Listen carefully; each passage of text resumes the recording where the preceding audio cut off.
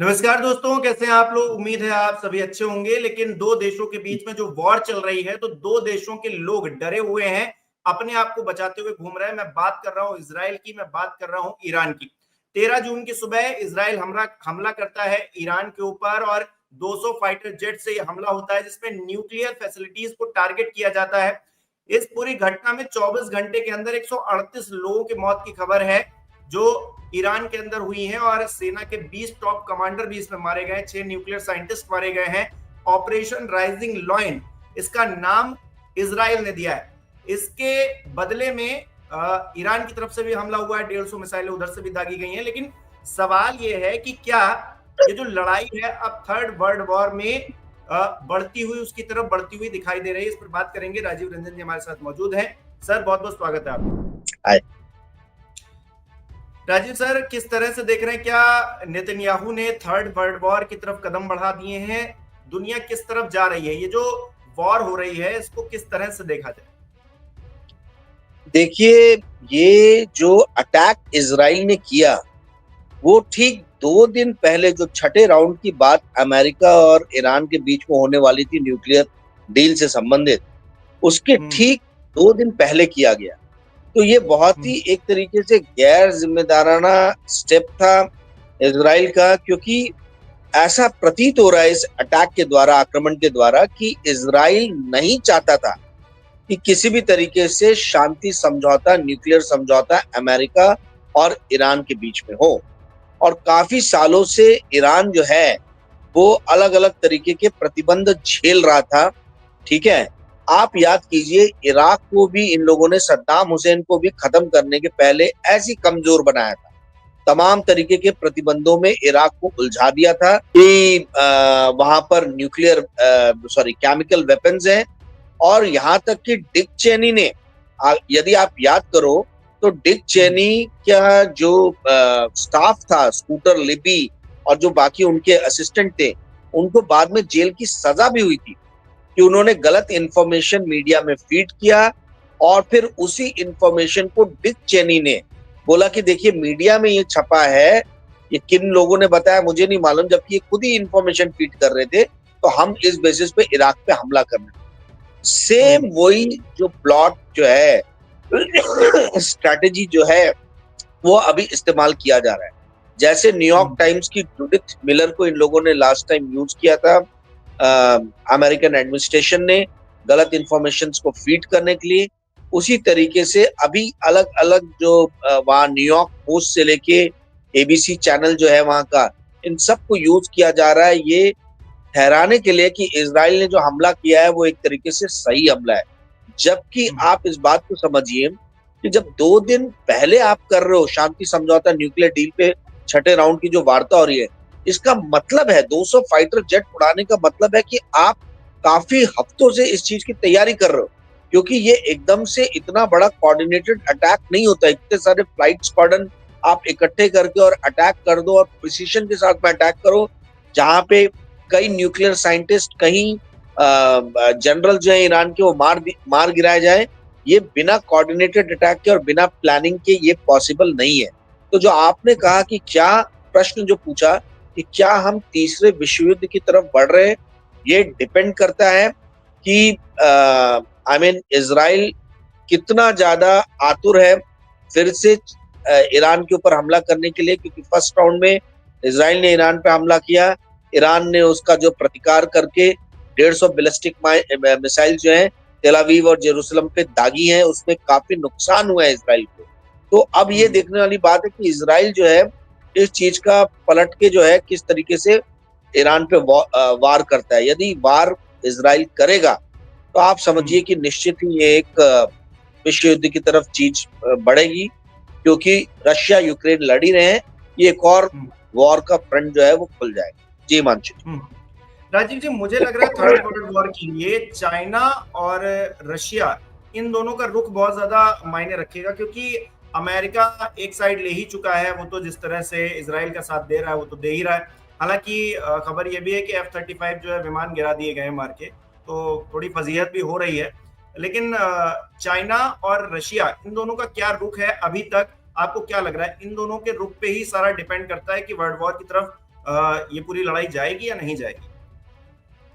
देखिए, इजराइल जो है वो अपने दम पे तो युद्ध लड़ नहीं रहा, उसके पास में इतने जो है असले हैं नहीं।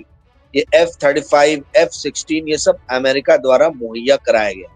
यहाँ तक कि कल जब ईरान ने हमला किया तो ऐसा बताया जाता है कि अमेरिका ने बहुत सारे बैलिस्टिक मिसाइल्स को गिराने में इजराइल की मदद की। उनका जो पेट्रियोटिक जो ये है मिसाइल जो है वो दागी गई, परंतु और उनका आयरन डोम तो है ही, तो काफी प्रयास करने के बावजूद भी जो है काफी सारी इजराइल की मिसाइल्स ने अपने टारगेट को हिट किया तेल अवीव में और जेरूसलम में।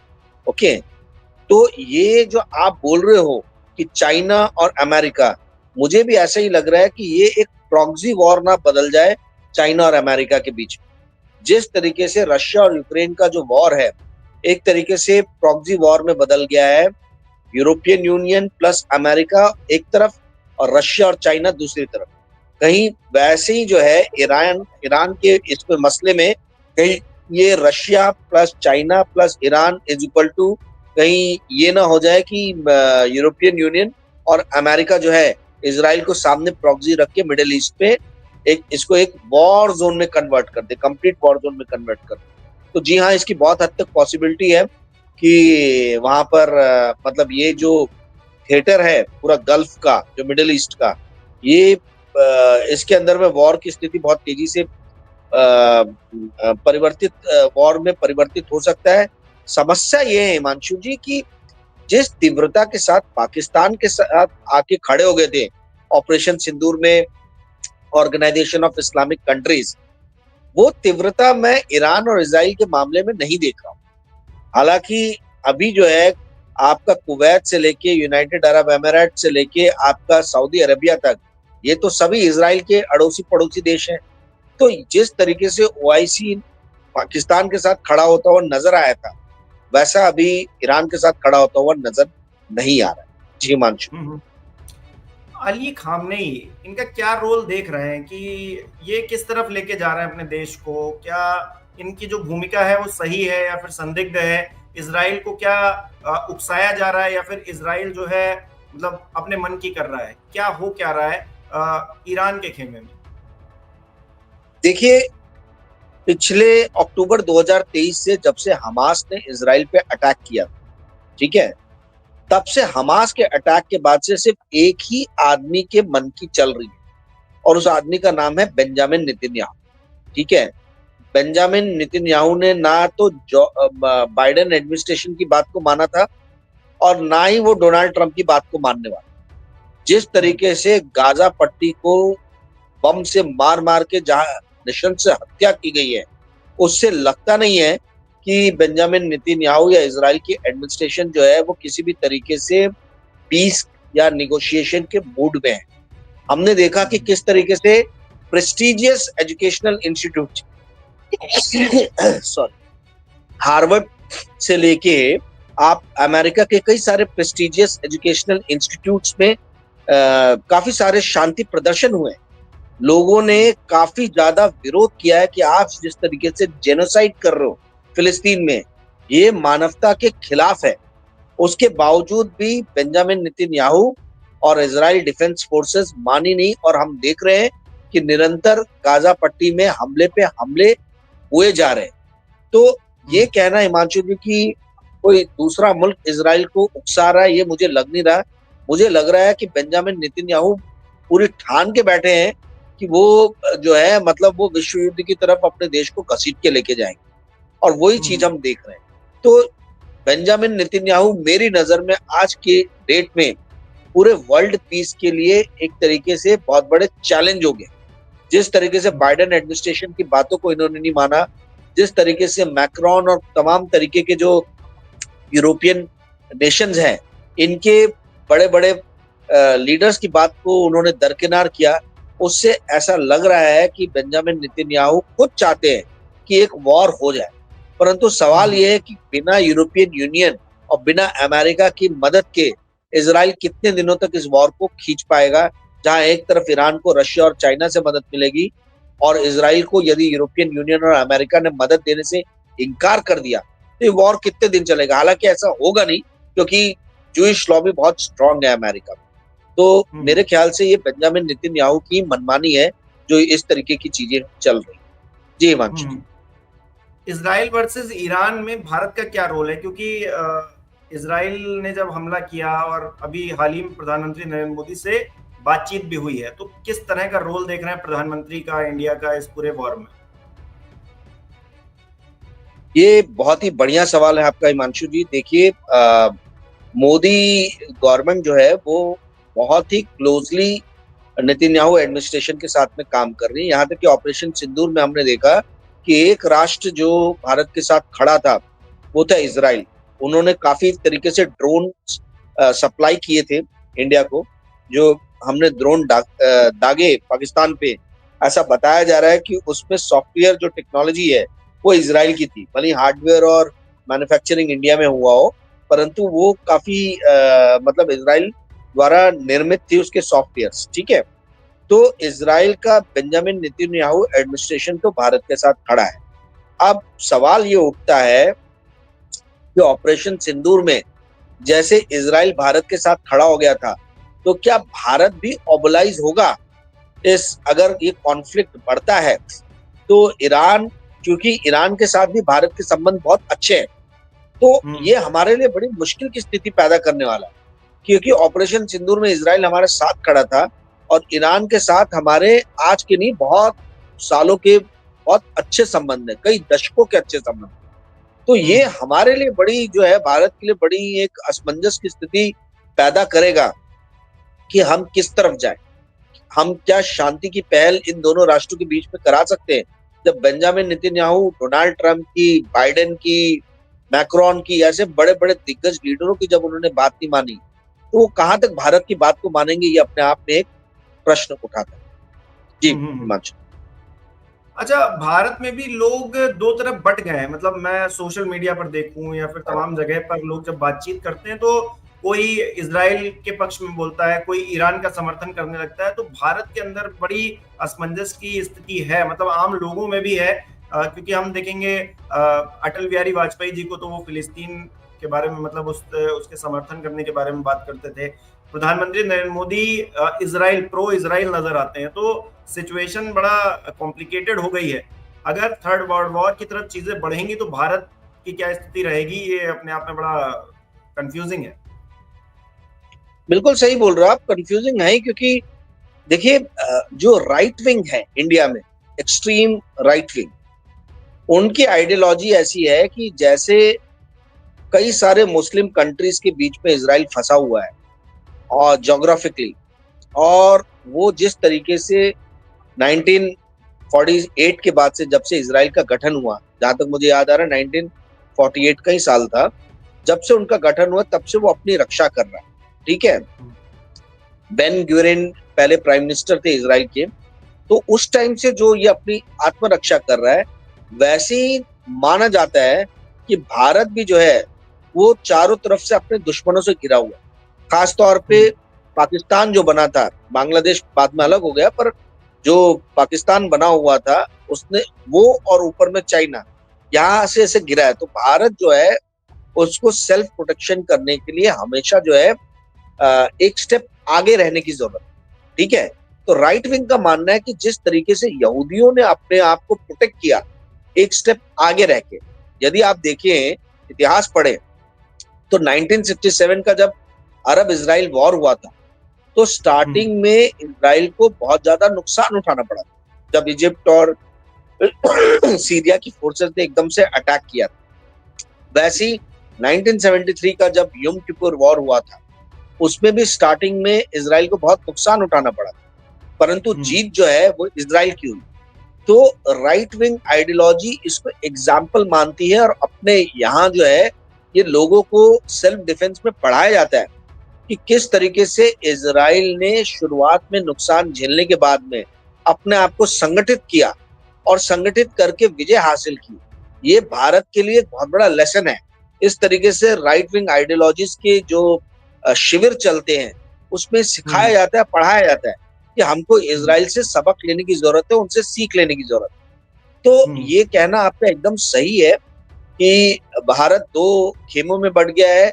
जो शांति प्रिय लोग हैं, जो लिबरल लोग हैं, वो कतई नहीं चाहते हैं कि वॉर हो, और जो धर्मनिरपेक्ष लोग हैं वो चाहते हैं कि भारत को फिलिस्तीन और ईरान के साथ खड़े रहना चाहिए, क्योंकि इजराइल जो है मनमानी किए जा रहा है और वो मानवता का जो है खात्मा करने में लगा हुआ।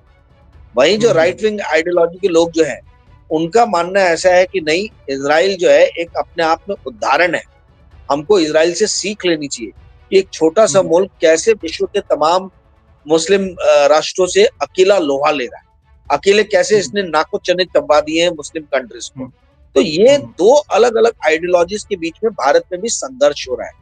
एक आइडियोलॉजी है धर्मनिरपेक्ष और लिबरल लोग की, और दूसरी है राइट विंग आइडियोलॉजी। जी अच्छा, इस चीज को लेकर बात अक्सर होती है क्योंकि एक टाइम पर तो इजराइल और ईरान पक्के दोस्त हुआ करते थे, उनकी डिप्लोमेसी हो, तमाम चीजें हो, वो आपस में मिलकर बातचीत किया करते थे और एक गहरी दोस्ती हुआ करती है। 1979 के बाद जो हालात बदले हैं, उसके बाद अब ऐसे हालात हो गए हैं कि एक दूसरे के खून के प्यासे हो गए हैं। और इस बीच एक खबर जो मेरा ध्यान तो बहुत ज्यादा आकर्षित कर रही है, मनी कंट्रोल की खबर है, और वो कह रहे हैं कि नेतन्याहू देश छोड़कर भाग गए। अब क्या ऐसा संभव हो सकता है कि नेतन्याहू देश छोड़कर चले जाए?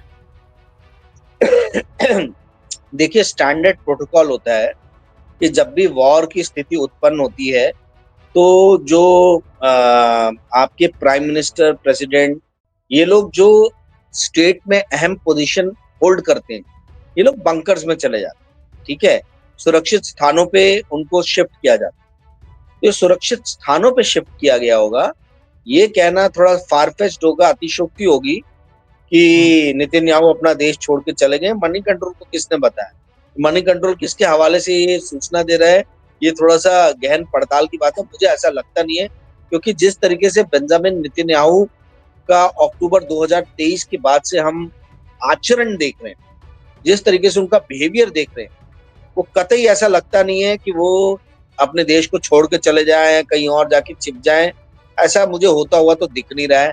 ठीक है, जेलेंस्की के बारे में इतना कुछ कहा गया कि जेलेंस्की जो है यहाँ फरार है, वहां फरार है, पर हम देख रहे हैं कि किस तरीके से यूक्रेन जो है वो रशिया को एकदम टफ फाइट दे रहा है, टफ फाइट। तमाम तरीके के अमेरिका की चेतावनियों के बाद भी आप देखिए, यूक्रेन जैसा छोटा राष्ट्र जो है वो अपने स्वाभिमान के लिए लड़ रहा है, ईरान अपने स्वाभिमान के लिए लड़ रहा है। भारत को इससे सीख लेनी चाहिए। भारत ने जिस तरीके से अनकंडीशनल सीज फायर किया 4 दिन के भीतर, और उसके बाद से जैसे हमारे शीर्ष नेताओं ने जो है चुप्पी साध रखी है, जिस तरीके से ये लोग मौनी बाबा हो गए, इन लोगों को सीख लेने की जरूरत है कि जब छोटे छोटे राष्ट्र, यूक्रेन जैसा राष्ट्र हुआ, ईरान जैसा राष्ट्र हुआ, ये यदि प्रतिरोध कर सकते हैं विश्व की महाशक्तियों का, तो भारत तो अपने आप में महाशक्ति है। ठीक है, and as per there there studs in media fraternity, जिसको गोदी मीडिया कहा जाता है, कि भारत तो विश्व गुरु है। तो जब भारत विश्व गुरु है तो हम क्यों किसी की भी चिंता कर रहे हैं? तो ये हमारे लिए एक तरीके की सीख भी है कि किस तरीके से अपने स्वाभिमान की रक्षा की जाती है। तो हिमांशु जी, आपका जो ये कहना है कि बेंजामिन नेतन्याहू छोड़ के देश को चले गए, मुझे थोड़ा फारफेच लग रहा है। उल्टा 4 दिन जब ऑपरेशन सिंदूर चला था तो हमारे महामानव जो है, इनके बारे में भी कोई मैसेज नहीं मिल रहा था। उस टाइम में तो मनी कंट्रोल ने नहीं बोला कि भाई छोड़ के चले गए देश को, तो अभी मनी कंट्रोल को ये सब इन्फॉर्मेशन कौन फीड कर रहा है, ये मेरे समझ के परे। जी हिमांशु। राजीव जी, अभी क्या हम वेट एंड वॉच की परिस्थिति में हैं, देखें कि आखिरकार हो क्या रहा है, या फिर कुछ हमें कहना चाहिए, कुछ हमें बोलना चाहिए, प्रधानमंत्री को कुछ बोलना चाहिए?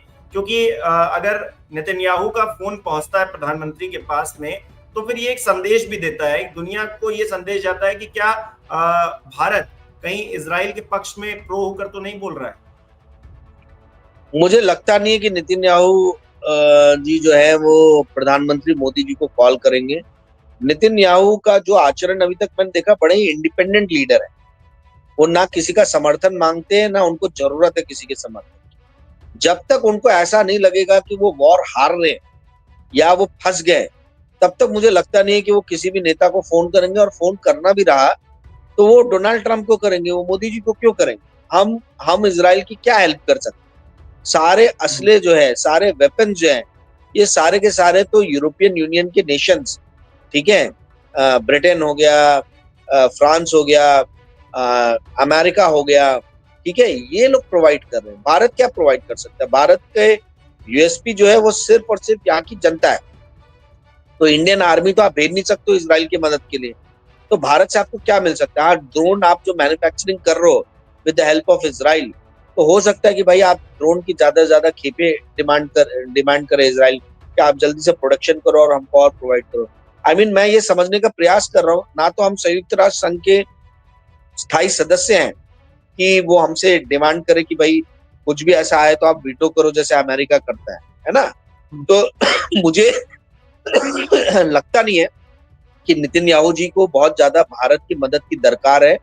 हाँ, उनको अमेरिका की, बरतानिया सरकार की, फ्रांस की, इनकी मदद की जरूरत जो है उनको बहुत ज्यादा वो देख रहे हैं कि वहां से उन्हें मदद मिले। बट भारत के आज की डेट में ऐसी पोजीशन नहीं है कि हम कोई बहुत ज्यादा हेल्प कर सके इसराइल की या ईरान की, दोनों में से किसी भी मुल्क की, क्योंकि हम खुद ही अपने कॉन्फ्लिक्ट में बुरी तरीके से फंसे हुए हैं आज की डेट। जी हिमांशु। चलिए देखते हैं राजीव जी आगे क्या होता है। बातचीत के लिए बहुत बहुत धन्यवाद आपका। और हमारे दर्शक हमें कमेंट करके बताएं कि आखिरकार वो इस पूरे विषय को किस तरह से देख रहे हैं। क्या दुनिया थर्ड वर्ल्ड वॉर की तरफ जा रही है? नेतन्याहू ने क्या दुनिया को इस तरफ धकेल दिया है?